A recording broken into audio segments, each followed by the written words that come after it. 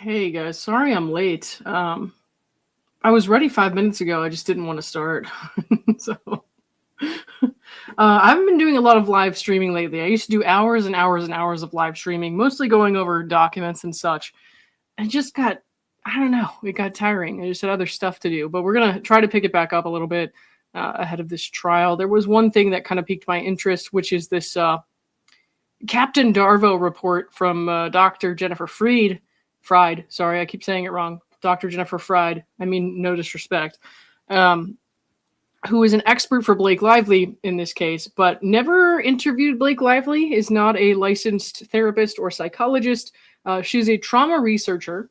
And I think that a lot of people, when they hear research these days, they think about like looking up stuff on the internet. But no, academic research is something that takes time, experience, and practice to get really good at.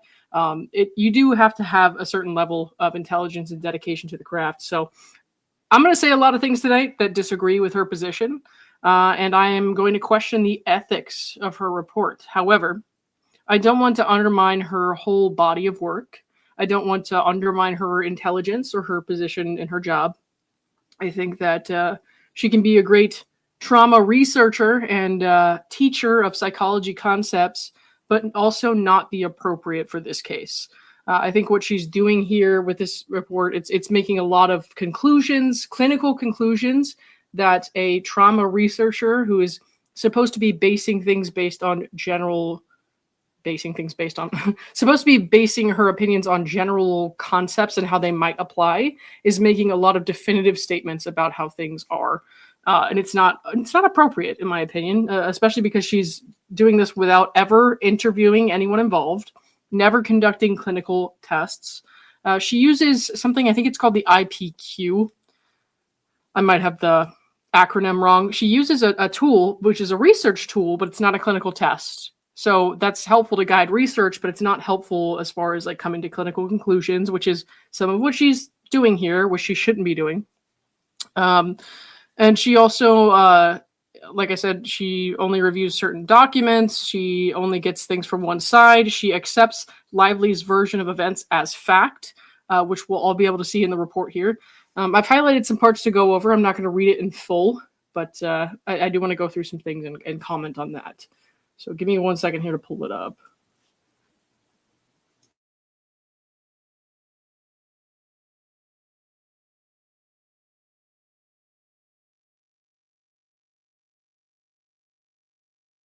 Okay, you should be able to read that, but I can zoom in a tiny bit more just in case you can't. Just looking at my notes here, I think I covered everything, but I want to point out, just in case I didn't one more time, is it inherently unethical to give opinions without interviewing someone as a researcher? No. They're allowed to give non-examining opinions based on reviewing documents, depositions, etc. They can apply general research frameworks, and they don't have to personally evaluate the person. However, that places a lot of limits on to how helpful they can be. But it starts to become ethically questionable when she diagnoses someone without evaluation or states something as a clinical fact, like they definitely experienced trauma, without evaluating them and making clinical level conclusions without a sufficient basis. So let's see. I made a couple more notes here, just things to look out for while we read through this. The biggest ethical tension is that she explicitly says she is not a licensed clinician and she's applying research frameworks, but then she still concludes that Lively, like I just said, definitely experienced betrayal trauma, and that the defendant's conduct definitely put her at risk of distress and specific symptoms like suicidal ideation or substance abuse. That creates a gray area, and it's a problem because she's not diagnosing technically, but she's essentially asserting that harm definitely occurred while she should be applying like a theory. The conclusions sound case specific. They're not just theoretical. She conditions everything on if the facts are true. I mean, technically she does that, so she might defend that, and it might not constitute something that's unethical. you can make that argument. And she also frames it initially as a research-based interpretation, not diagnosis, even though that doesn't appear to be how it's functioning. So, all right. What else before we get into here? Let me just make sure there was nothing else I wrote down. Okay, so I did write here that she's giving some misleading certainty. She's making statements of fact where they're not appropriate. And she doesn't acknowledge the limits and the disputed facts the way that she should. She doesn't take into account the Wayfarer party's side of things. She doesn't take into account other possibilities. And if she does, she doesn't make it clear. So this starts to feel like advocacy for Blake Lively's side of things rather than an objective expert opinion. So basically, it's just like a paid-for storyteller, not an actual scientist. That's how it starts to feel. The IBQ, I wrote it down here. The IBQ is the research questionnaire we're going to look at. It's not a medical assessment. And so that's methodologically a problem. It's shaky and potentially questionable. What else we got here? She's presenting assumed facts by Lively as established truth, and she uses research tools as if they are proof of real-world events. Okay. I think we're good here. Sorry, I wrote down something about it being a psychology-flavored endorsement of Blake Lively's story. Not an investigation. It's more of an independent... not an investigation, not an independent analysis, but an endorsement of one side of the story. She's kind of telling her favorite story through her favorite academic frameworks in a way that just doesn't work. That's not how a researcher is supposed to look at things and how they're supposed to assert things. She really tries to pass these things off as fact. She also kind of turns what most people would consider to be like a basic legal defense into objective evidence of psychological abuse, which is inappropriate. That's not science. It's just like a Band-Aid you can slap on anything you don't like and say, like, I'm covering up trauma that these people caused. You know what I mean? It's ridiculous. So, all right, those are all the notes I had. Give me 1 second, guys.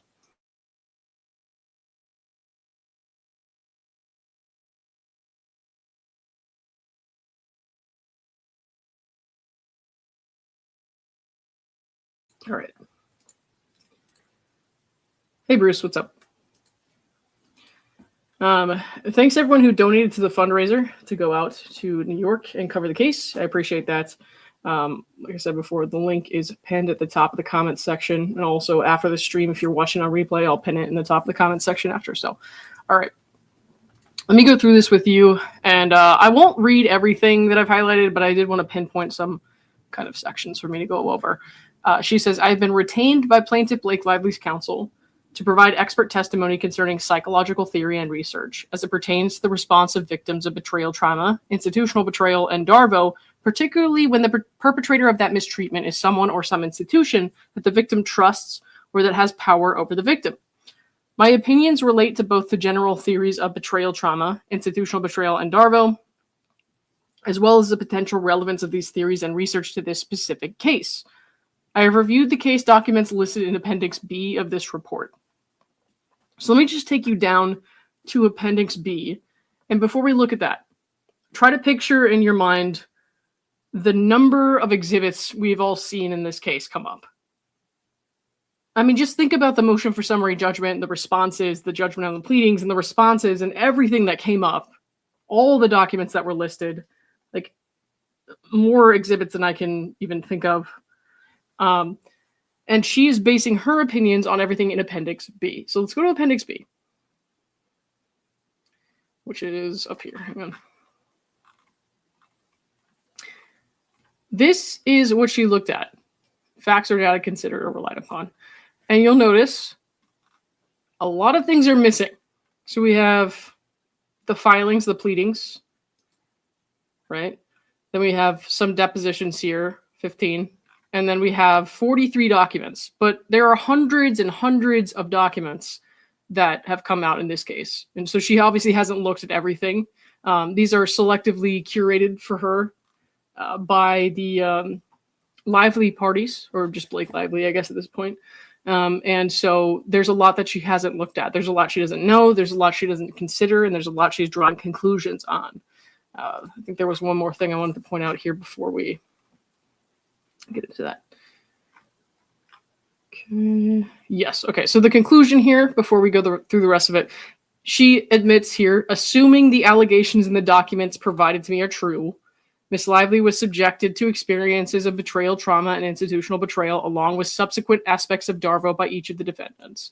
And one of the things that we will see was not on that list that I just showed you is the PGA letter, which changes everything.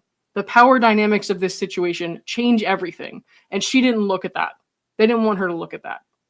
I wonder why. My opinions are provided to a reasonable degree of scientific certainty and are based on my education, training, experience, skills, scholarly expertise, knowledge of the scientific literature, other materials reasonably relied upon by scholars in my field, and my review of the case information available at this time as described above. And as we see, she did not interview anyone involved. She did not conduct any clinical tests. She has no more insight than the layperson who would read the court documents that have come out. Assuming that most of the stuff that she's looked at is public. And so this is the type of report that I would expect to see in a YouTube live stream by a psychologist who analyzes celebrity cases for the public. I think that that is a reasonable degree of credibility, right? She's a researcher who can apply theory and what may have happened, but she in this report is kind of asserting things as fact, which is inappropriate. But I would expect like a Dr. Grande or somebody to be able to give this level of analysis just by looking over the public court documents. There's nothing she can really tell people here that somebody who's just read this stuff couldn't tell you if they were a psychologist or a therapist or whatever. So it's inappropriate for her to speak as if she has some degree of certainty as to what happened and who was a victim and who was an abuser based on just reading a curated selection of documents. When you analyze somebody, when you're conducting a psychological interview and psychological tests, you have to take into account their emotions, their behavior, their mannerisms, when they do or don't go into great detail. Like there's a whole bunch of things you would look at when you're conducting a clinical interview of someone that psychologists are trained to do, that she can't do because she's not a licensed clinician. And so she didn't interview anyone. She didn't get that feel for who these people are, what their character is, why they did or didn't go through with certain actions. It's inappropriate for her to speak with these kinds of certainties that she does. But is it unethical? I think it's a blurry line. I don't know if it's certain. So give me 1 second. Then we'll read some more.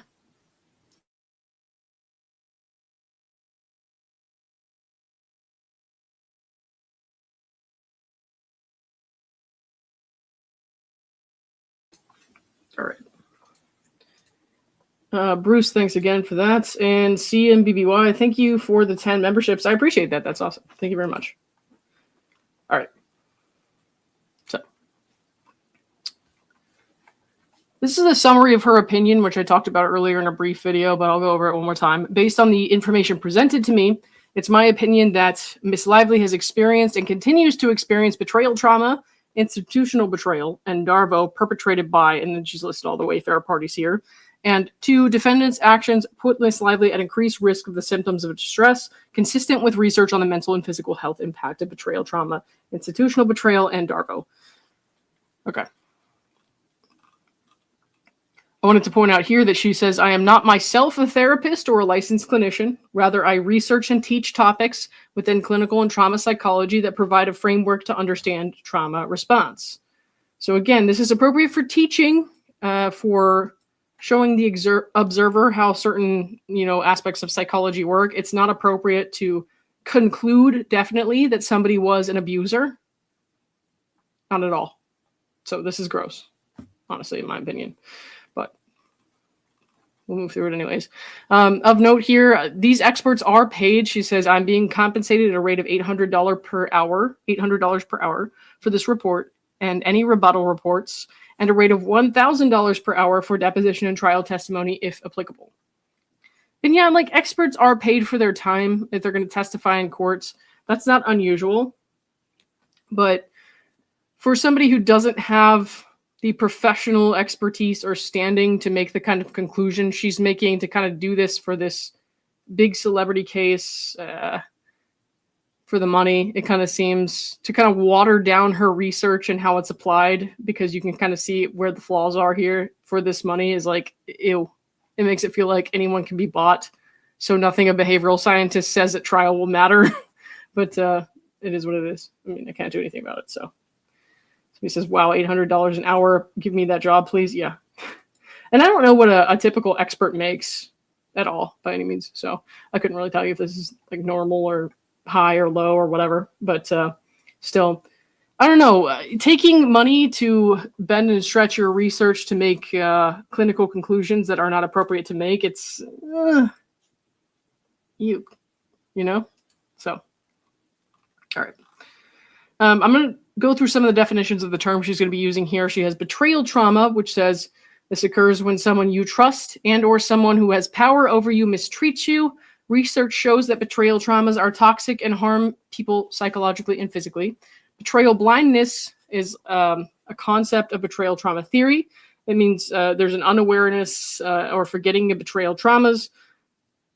Victims, perpetrators, and witnesses may display betrayal blindness in order to preserve the relationships, institutions, and social systems on which they depend.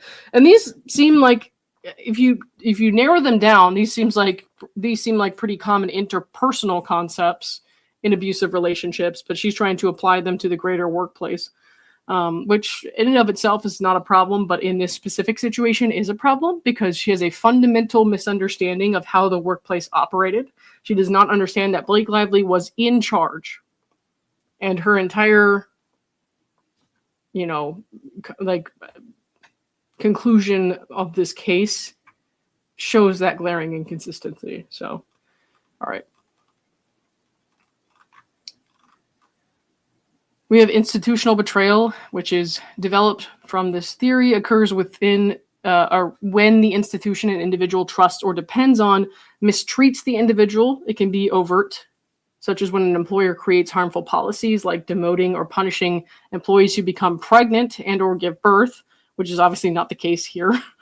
It can also be less obvious, such as failure to protect when there's a reasonable expectation to be protected, such as when an employee who reports being sexually harassed continues to be victimized after their employer fails to take action. So that's a little more on the side of what we're going to be looking at here as far as her theory of what happened, or her conclusion of what happened, rather. Okay. Then she talks about the IBQ-2, which is, I think it's institutional betrayal questionnaire. She admits here that it's not a medical assessment. It's a research tool. So anyone who says yes to one of these 12 things here, she says they would categorize that as someone as having experienced institutional betrayal. And again, one or more items. So if you say yes to one of these questions, then you have experienced institutional betrayal. That's without conducting a clinical interview of Blake Lively and what happened that went into that situation and what the other people involved may or may not have said or done. She just takes Blake's version of events as facts. So, all right. DARVO is a term I coined. So she is the DARVO OG or whatever. Stands for deny, attack, and reverse victim and offender. Okay. Perpetrators and their defenders may deny the behavior, attack the victim confronting them, and reverse the roles of victim and offender. In this way, a perpetrator can adopt the victim role and accuse the true victim of being an offender. This can occur when an actually guilty perpetrator assumes the role of falsely accused, attacks the victim's credibility, and accuses the victim of perpetrating a false accusation. So here's the problem with that here. She's saying an actually guilty perpetrator assumes the role of falsely accused, and she assumes that those who were accused are actually guilty. She doesn't even visit the possibility that the Wayfair parties are not guilty and that they were falsely accused. And so that's kind of undermining her credibility here. All right. And then she, of course, notes institutional DARVO occurs when the DARVO is committed by an institution or representative of the institution. Okay. And she also wants to know poly-victimization here, which is not something in the highlighted parts that I'm going to go over too much. Exposure to multiple types of violence or victimization. Research indicates the more abuse, the worse the outcome, and also the negative impact of poly-victimization is more powerful than a similar number of events of a single type of victimization. I think we're doing too much here with Blake Lively's case, but all right. Give me one sec. Hey, Omar. Nice hair, Alfalfa approves. Thank you for that, I think. What's up? Okay, one sec.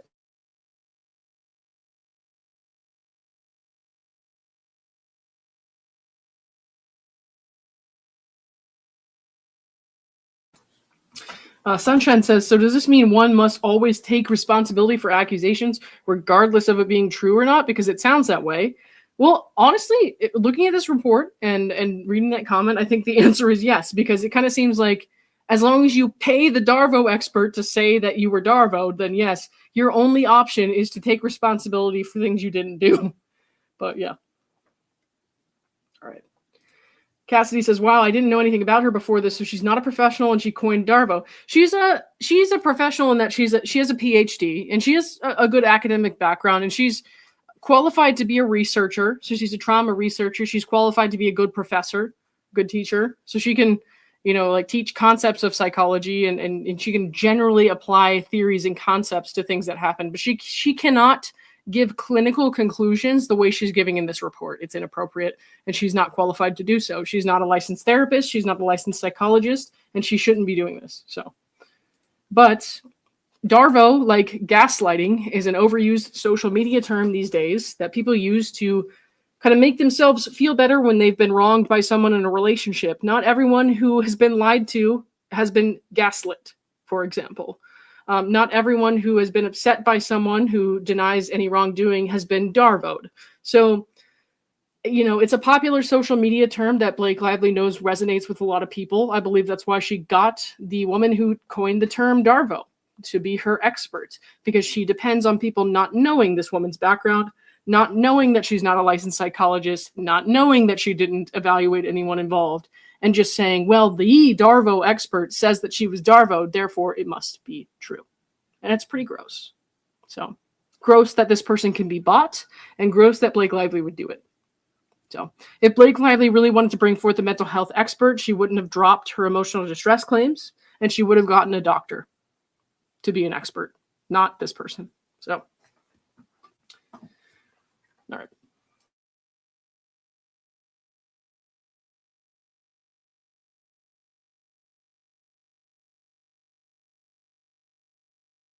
Okay.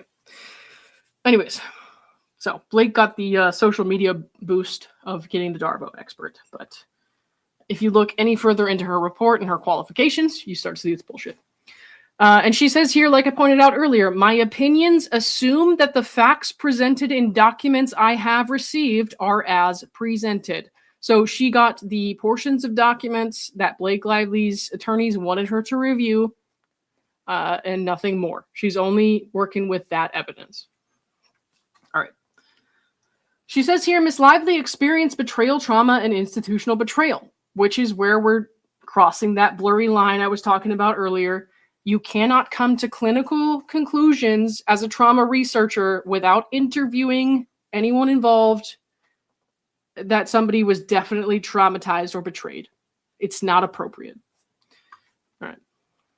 She says, Ms. Lively experienced betrayal trauma and institutional betrayal at the hands of defendants through many instances of sexual harassment and retaliation. It is important to add that Wayfarer, through their actions and inactions, allowed this betrayal trauma and institutional betrayal to go on for longer than it likely would have had they responded adequately to concerns that Ms. Lively raised regarding Mr. Baldoni and Mr. Heath's behavior in connection with the film It Ends With Us, and have continued to perpetuate. Now, that doesn't even make sense by Blake Lively's own account, because as she said, after she forced them to sign that list, the 17-point list, everything was smooth sailing afterwards. So did they not respond adequately to concerns in that situation? It kind of sounds like they did. So, again, by her own admission.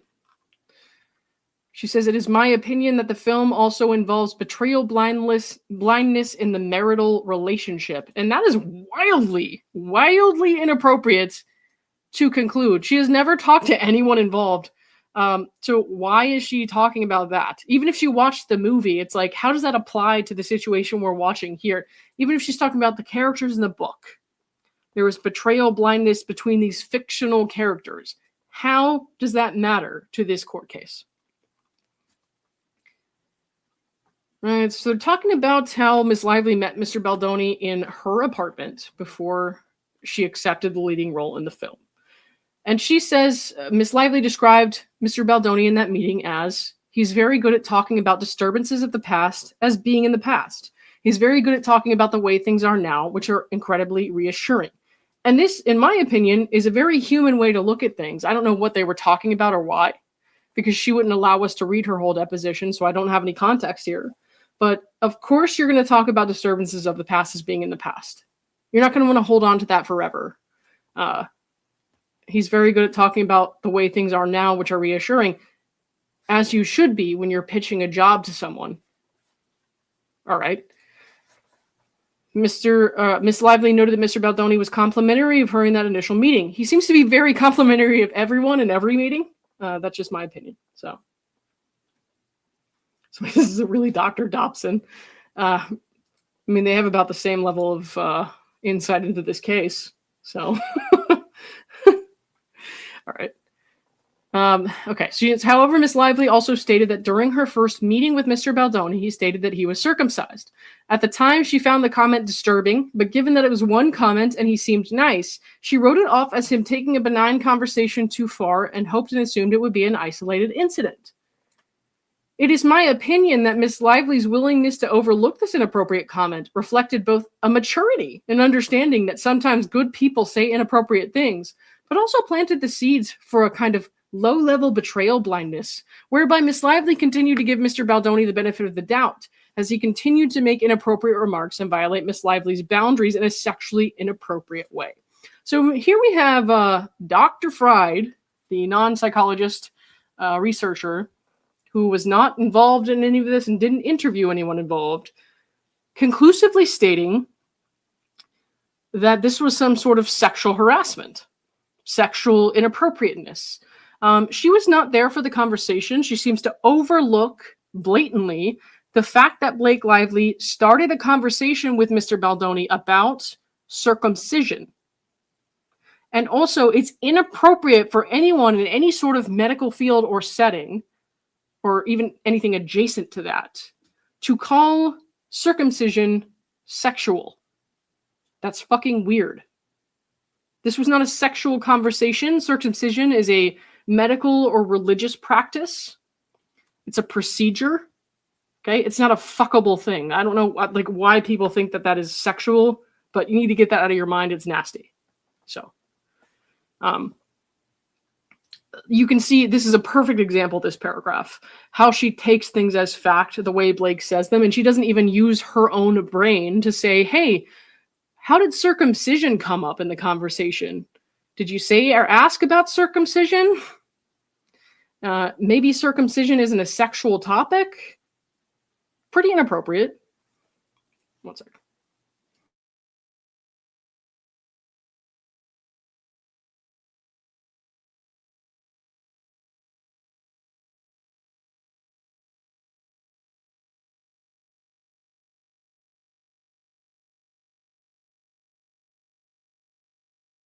Okay.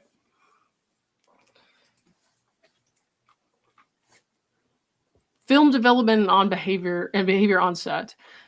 Once Miss Lively started working on the film, Wayfair and Mr. Baldoni in particular became extremely important to her work life due to their near complete control of the working conditions of the film as her employer. So right here, we have an immediate misunderstanding of the dynamic of the workplace, because Blake Lively, as she described it herself in the PGA letter, and that's the reason the judge threw out a lot of her case, was very clearly in charge of this workplace. So that alone throws out a lot of these useless opinions from this researcher on what happened here, because she relies on these abusive power dynamics that did not exist, because Blake Lively was fully in control the entire time. I mean, they moved the filming of the movie from Boston to New Jersey, for fuck's sake. So they didn't even start without her demanding them go to a different place or she couldn't be the lead actress. She had all the power. That's why she's not considered a powerless employee who should be protected by the law she tried to exploit. Not only because of a jurisdictional issue, but because it's not just that she was an independent contractor, it's that she was totally in charge of everything. Everybody had to bend and stretch to her will. I don't understand, like, as this person who's a trauma researcher, I don't understand why you would be okay with using these important terms that describe relationship dynamics that you have coined to, like, bend to the will of this powerful celebrity who just wants millions of dollars from these people she thinks are beneath her. It's dude, there's so much wrong with this report. All right. It is my opinion that this institutional hierarchy allowed Wayfarer to engage in unchecked misconduct facilitated by Sony. Okay, so no, it's Sony's problem too. Leaving Miss Lively with little to no recourse. Little to no recourse, really? That's not what happened. For example, after Miss Lively reviewed the original script and signed on to play the role, Mr. Baldoni led the process into making significant changes to the script without her consent, adding nudity and other graphic sexual content that would have required her to depict an on-screen orgasm, perform simulated oral sex, and perform a birth scene.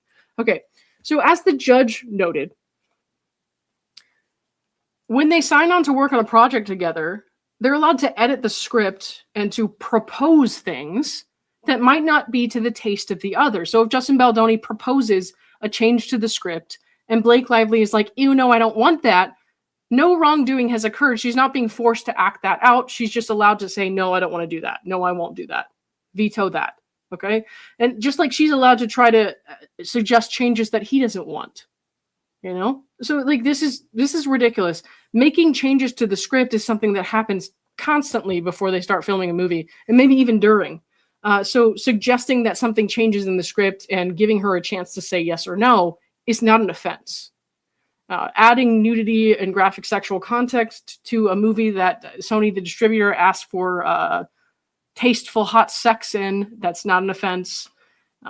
Depicting any of these things on screen, faking them on screen, not an offense. She didn't have to do that. Performing a birth scene in a movie where they have a baby, definitely not an offense. It says the addition of such scenes to a script would have been a material change requiring an actor's consent. Correct. And that's why some of this stuff didn't happen, because it would require her consent. She said no. End of story. It's not that complicated. On set, Mr. Baldoni spoke to Miss Lively about his prior pornography addiction. Okay, I don't know the full details about this, but I know her version of events is disputed, which Dr. Fried here is not taking into account. Divulged information about his sex life. Again, this was a conversation about an orgasm scene. She also talked about her relations with her husband while they were talking to each other. So disputed. And made unwanted sexual comments about her and others' appearance. Again, calling the outfit sexy, if they didn't like that, all they had to do is say so, which they did, and all he had to do is stop, which he did. Way worse things happen on set in the creative environments where the movie's about sex and relationships. I mean, you can't really tell me that this is some sort of extreme sexual harassment. If you sign on to a movie wherein you are supposed to have sex and be sexy, and you constantly and repeatedly say you want your character's outfit to be sexy, you want it to be sexy, sexy, sexy, and then somebody uses the word sexy, that's not sexual harassment. Especially if you say, hey, I didn't like that, and they say, I'm so fucking sorry, I will never do it again. And it doesn't happen again. That's not harassment. All right. Here, the trauma researcher mentions Mr. Heath entered Miss Lively's trailer while she was nude from the waist up, and her breasts were exposed while she was having body makeup removed, despite Miss Lively's request that Mr. Heath remain outside or refrain from looking at her while undressed. So this is heavily disputed. Again, Jamie Heath purports that she actually said, come in, and he did. So the trauma researcher does not even entertain the possibility that something else actually happened, that there's another version of events. And she takes this as fact and uses it to say that Blake Lively was definitely traumatized. That, to me, feels unethical. Right. Mr. Baldoni has also improvised intimacy in scenes with Miss Lively that had not been rehearsed, choreographed, or discussed. For example, nuzzling into Miss Lively's neck in a scene that did not indicate this type of intimate touching in the script. Okay. Again, as the judge said, this was a dance scene where the actors and director have to have some creative license, and that was not sexual harassment. The judge said as much. So we've watched this dance scene over and over again because despite all of her accusations, the only thing Blake Lively could produce proof of was this dance scene. None of this forced kissing and biting lip stuff that she said. She had all of the footage from the film. And this dance scene is all she can come up with proof of. And so him improvising a neck nuzzle during a dance scene where their characters are falling in love, no. Sorry. No. That's not sexual harassment, especially not sexual harassment to the degree of millions and millions and millions of dollars of damages. This is ridiculous. Do not sign up for this type of movie if you can't handle a little choreography or like improvised choreography on forehead placement or like forehead kiss. Like, you have not been assaulted. That's insane. All right. Here they're talking about the closed set protocols for the birthing scene where she contends that she was naked and she actually was not. They talk about the video that Jamie showed her of Natasha Heath and how she says that she did not want to see that and she freaked out about it. And she says, the researcher says, despite complaints by Miss Lively and others, Wayfair decided not to conduct an internal investigation or make any HR support available to Miss Lively or others, confirming the institutional structure would not protect her. They failed to mention here that she specifically said she did not want to escalate things or file a formal report. She said that. That was her desire, not to file a formal report. Okay. And she writes down here in a footnote, Mr. Baldoni testified he did not try to kiss Miss Lively during the scene, which we've all seen. Okay? When you say forced or unscripted kissing, you assume on the mouth kissing, like weirdo, sexual, inappropriate stuff. That's not what happened. He gave her like a light peck on the forehead as two characters were falling in love. No. No. This does not belong in federal court. This is true even after Wayfair agreed to Miss Lively's protection for return to production. A set of 17 protections she negotiated with Wayfair. What are we saying here? They didn't protect her after that document was signed because she's testified to the exact opposite of that. So this is bizarre. Like, nothing that this lady is saying is actually in line with what we've read. And she's read the same exact shit. So it's kind of strange. All right.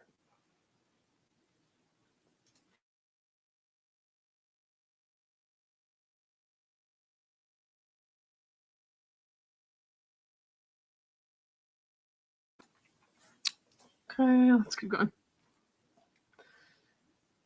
Let's see. In June 2023, after Miss Lively made her concerns known, Miss Lively explained how she felt during a meeting. We all know about the meeting and how they were berating him, unprompted, like surprise ambush berating him. She said, I just wanted a safe set. This is her describing this during her deposition, saying, I wanted a safe set. I wanted a workplace that wasn't controlled by their touch and gaze and how they wanted to do things and their lack of boundaries and their behavior when a boundary was expressed. So an apology was not something I was looking for. I just wanted to do my job. Sorry. So during that meeting where they berated him and made him sign that list, she's saying, I just wanted a safe set. I wanted a workplace that wasn't controlled by their touch, their gaze, how they wanted to do things. Again, this to me is signaling that she was unhappy with not having control over what was going on. Like, she felt these people were beneath her. She felt they were unprofessional because their idea of running a workplace was different than hers. And there are some things that went on that, like, yes, we all make fun of the culture of hugging accusations, but if you really don't want to hug someone, fine, you shouldn't have to do that at work. But also, you're not explaining that when you expressed that you didn't want something, it immediately stopped, or that she initiated hugs and shit like that. And so it was confusing for them when she complained about the hugging, because why are you hugging me if you don't like that? There's just all kinds of stuff here that the doctor, the researcher, is not considering. It doesn't make any sense. So, all right. I'm not going to read through all this. I don't want to take the rest of the night. So I'm not going to read through every single highlight that I put on here, but let's see. Go down here. They talk about the culture of hugging here. She says to Jenny Slate, which we can tell by the stamp, "You don't need to hug anyone this time," to which the female cast member responded with gratitude. Again, we have no evidence that this was actually something that was forced on them. It sounds like they just didn't like it, to which case if somebody's hugging you and you don't want to be hugged, just be like, hey, listen, man, I'm not really a touchy person. I don't like that. And most people with normal boundaries, which does to me sound like the people they were working with, will just stop because they don't want to upset you. He won't touch you, or shouldn't. I don't think you or Jamie will. Okay, cool. If you don't if you don't want to hug people, don't hug them. Usually if somebody tries to hug you and you just like don't hug them back, they get the hint. But if they're like socially a little different and they don't understand that, just explicitly say like, hey, like, I'm not into that. I don't want to be hugged, you know? And people will honor that boundary most of the time. And if they don't, then you have a legitimate claim. But that, by all appearances, that's not what happened here. So, all right. Then she analyzes the experiences under the IBQ-2. And this is where I'm going to kind of start to skim over stuff. I don't really need to rehash every claim that's been made. But we can say that she assumes that everything that Miss Lively has said is true.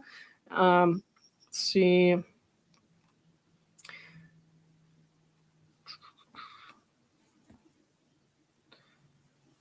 So she says when Jamie Heath showed the birth video and Justin said, I thought that you wanted to see it. That was my bad, my fault.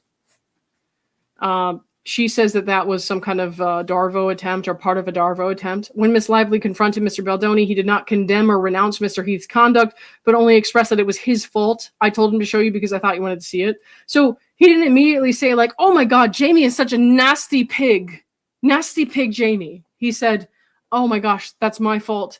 I told him to show you because I thought you wanted to see it. That's not a manipulation. That's like he's trying not to put the blame on Jamie for a mistake that he made. That's not a manipulation. It's awkward as fuck if you really didn't want to see the video, but it's not a manipulation. So, all right.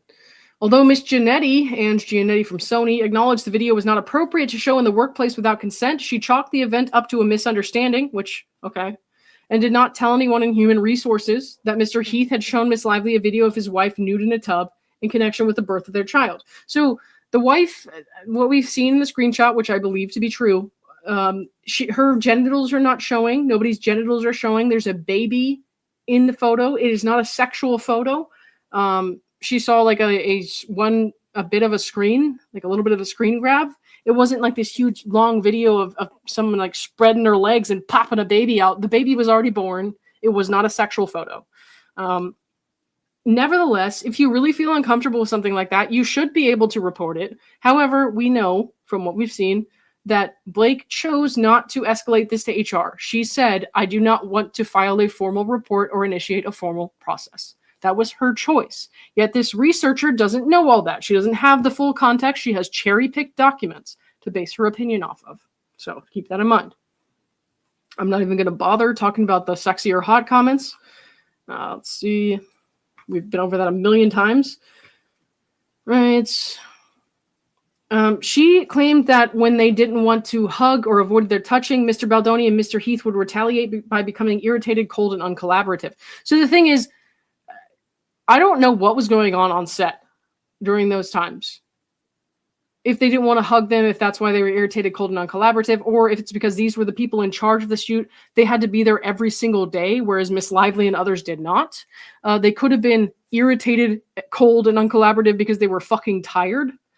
They could have been irritated, cold, and uncollaborative because Jenny and Blake kept making sexual jokes in front of them and then rolling their eyes whenever they would say a single word, such as same.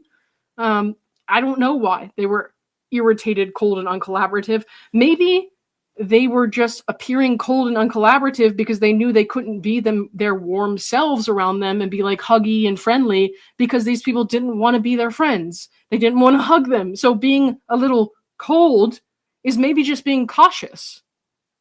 Maybe it's just being not a friend. Maybe it's just being a coworker, which Miss Lively seems to have her own ideas of what that is, depending on who she's talking to, which is fine. But then you don't get to dictate how people behave. If you say, I don't want you to be XYZ person, then maybe all they want to be is, cold, and maybe they're irritated because they're like, I don't even know what you want from me. It kind of sounds like they could do no right, in my opinion, but all right. Let's keep moving here. I'm not even going to address this stupid apology letter to Alex Sachs. When asked about the apology letter written by Mr. Baldoni addressing his behavior with Ms. Sachs, Ms. Neidigh thought the letter was a little overkill and noted she personally had never been offended by any of the communication that she had with Justin Baldoni. So Justin seems to be somebody who over-apologizes based on demanding and irritated people who want him to do things their way, not his way, and he apologizes excessively. He also judges himself very harshly from what we've seen. So I'm not surprised that Neidigh thought the letter was overkill, but he did try. He does try to make things right when people are upset with him. So, all right. Ms. Lively testified, I was never provided an HR resource, and like I said, I wasn't provided an HR resource. I had made attempts to file HR claims, except we've seen the exact opposite, to where she apparently actively avoided filing HR claims. Also, I recall reading her deposition where she was like, what is an HR claim? So I'm calling bullshit on that. Let's see. They talk about the HR stuff here, which I'll say, I think it would have been smarter for them to have a very clearly defined and set out HR department before this. I know they say that most independent films don't have that, but clearly, given the disagreement on set with the people that they hired and the fact that they run their workplace a little warmer and friendlier than a lot of people do, I think it would have been smart for them to have a very clearly defined and designated HR department. Now, does this mean they did anything wrong and that they're guilty of what they're accused of? No. But I do think it would have been smarter for them to have laid this out beforehand. I think that's something they could improve on, obviously. And hopefully they will in the future. All right. She says here, it is my opinion that Miss Lively experienced a pattern of retaliation and intentional reputational damage directed at Miss Lively as set forth in detail below in DARVO section VB.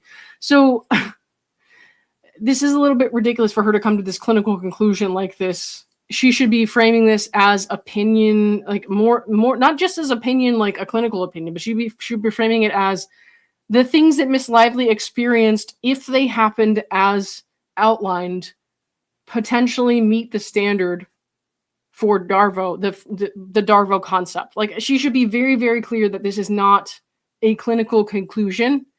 It is something that could possibly, which is a big if all of the facts are correct, could possibly meet the framework of DARVO.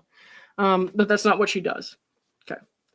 Each time Mr. Baldoni was confronted with concerns, he tried to explain and justify why his behavior was okay, why Miss Lively shouldn't feel the way she felt about it. So the problem there is, what if he actually didn't do anything wrong? Is he just supposed to just take that? Is he just supposed to accept consequences for no wrongdoing on his part? He's allowed to defend himself and to talk about that. I keep skimming down. She talks here about his private text to his friends after that 17-point list meeting where he was clearly very upset and devastated. She says he texted his friends, in an effort to gain power over me personally in the studio, we received a legal letter citing how unsafe I and the workplace were for the actors. We all know what this document insinuates, that I am unsafe/sexually harassing, that even silly things inferring Jamie was inappropriate, which is silly. It's all manipulation. I believe this is in part punishment for standing my ground and not giving her little things she wanted. And Dr. Fried, never entertains the idea that he could be correct. She never entertains the other side of the story because she's paid not to. She's paid to be an expert for Blake Lively, which I think is gross. But all right, keep going down here.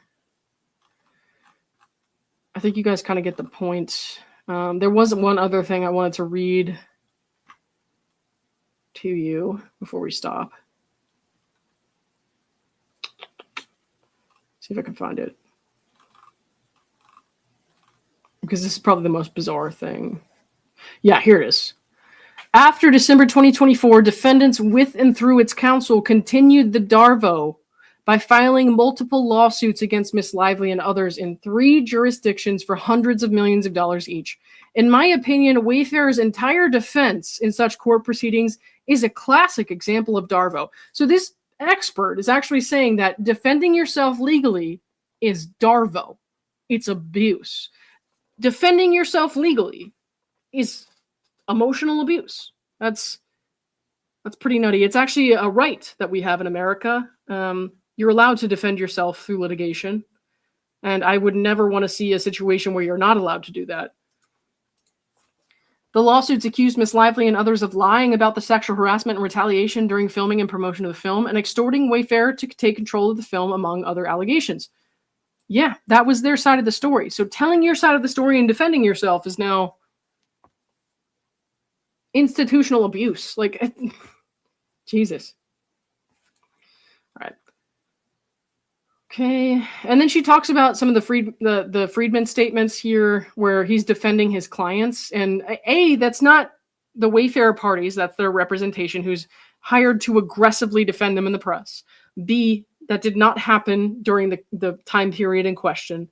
And C, it totally ignores the accusations, the aggressive accusations that her attorneys made in the press against him. So this is just stupid. But I think we're about done with everything I needed to see here. She writes here that based on her research, my opinion of Wayfarer's conduct puts Miss Lively at increased risk of, and she has all these specific symptoms here, which I think is problematic because she never did a clinical interview, clinical tests, or evaluated anyone involved. And she only works with part of the information. So Miss Lively has confirmed she suffers from certain of these symptoms because of the scorn, pity, ridicule, humiliation suffered, which resulted in physical and emotional suffering. Okay, but some of that physical and emotional suffering and those symptoms, the scorn, pity, ridicule, and humiliation is because she said things that were verifiably untrue, that the public could see with their own eyes and ears, see with their own eyes and hear with their own ears, were not true the way that she outlined them. So it's inappropriate for her to say this. The note here that Mr. Greenstein recalled a phone call with Miss Lively that he described as someone who was going through severe trauma, almost hyperventilating, crying, incredibly upset, inconsolable. Okay, well, how many of us have felt inconsolable and upset or devastated when we've made mistakes or done something wrong? Like, that happens. That's not proof that Wayfarer did what she said that they did. I will say this, even if I think you're a total bitch, I don't wish for you to like sit there and feel this way. I don't wish for her to like sit there and feel traumatized and upset and hyperventilating. I wish for her to stop making false accusations and blaming this stuff on other people, because she went to the New York Times and asked the public to read her story, thereby asking them to kind of evaluate its truthfulness and how they felt about it. And then she tried to suggest that people responding to that in a negative way when she didn't appear to be telling the full truth, and when more context came out, she suggested that's some kind of abuse. You don't get to reap the incredible benefits of having a huge public platform and being famous and telling your story and getting all this positive feedback without also accepting that some people aren't going to believe you. Some people aren't going to feel favorable towards you. And you don't get to punish those people as a result or call them abusers for having opinions on your very public court case or your very public New York Times story. It's ridiculous. She says here, my opinion is that Wayfarer's sexual harassment, initial retaliation during film and promotion of the film, and subsequent retaliatory litigation created a scenario where Miss Lively was and continues to be victimized repeatedly at the hands of her former employer, including through the media, online commenters, and others. Given the ongoing nature of this institutional betrayal in DARVO, I would expect Ms. Lively's risk associated with the above symptoms to be extremely high. Thank you, not a doctor, for that incredible assessment. Again, like I said, you don't get to demand that people pay attention to her story. Just look at her latest Instagram statement. Don't write this off as celebrity drama. It's meant to keep you from seeing yourself in my story. She says to people, see yourself in my story. Make this personal. That's what she wants. And then when people respond to it negatively, she has this Dr. DARVO person come in and say, online commenters who don't like or believe her are abusers. Like, what is your problem? And I can't speak for everybody, but like, I'm not tagging this lady in posts and being like, I hate you. I'm not sending her DMs. All she has to do is not pay attention to me, which should be easy because, as I've said before, I have blocked her. So I don't know why she cared enough to try to get my information and accuse me of being a part of a smear campaign with the Wayfarer parties, when I actually liked her and started this on her side and then came to realize that she wasn't telling the truth about a lot of things. And that's not fair to expect that people can't speak out about that. So, all right.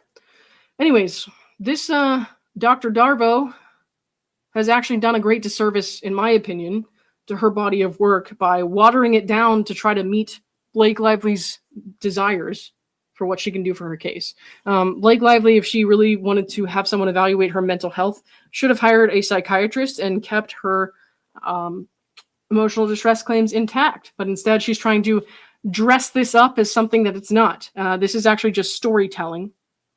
And it's honestly unhelpful. So it ignores a lot on purpose. And I feel that it does kind of cross the line. I feel like the line is at least blurred as far as, is this ethical or not? I do feel like it kind of crosses the line. So Cassidy says, you mean you're not going to leave her a nasty voicemail? No. Let me read this real quick. 808 Taiwan 6, thank you for the 170. Thanks for the updates. Oh, thank you very much for watching. I appreciate that.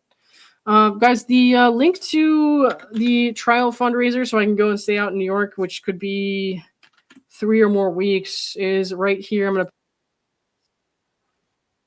if you want to give to that, you have extra money, please do so. If you're struggling for money, please do not waste it on me. But yeah. Also, I'm going to send you over to my friends Sarah and Britt now, who are talking about the Daubert standard, the expert witnesses, and what may or may not be excluded in trial. When this stream ends, you'll see a link to it pop up at the top chat. And I will also post a link to it right here. Please tell them that I sent you, and I will see you guys again very soon. Thanks, everyone, for stopping in. Appreciate it. And I'll be back probably tomorrow. Bye.